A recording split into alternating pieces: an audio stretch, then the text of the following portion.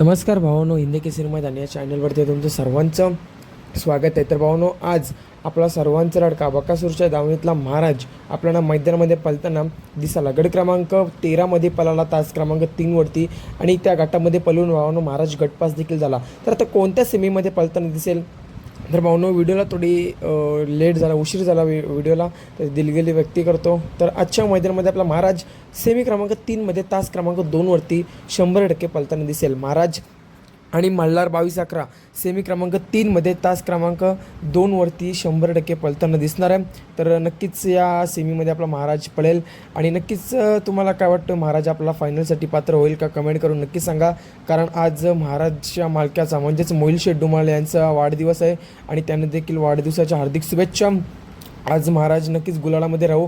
आता बघूया काय करतो आपला महाराज, आणि त्याला साथ देईल तो म्हणजेच मल्हार 22-11. तर तुम्हाला काय वाटतं या जोडीबद्दल कमेंट करून नक्कीच सांगा. धन्यवाद भावांनो.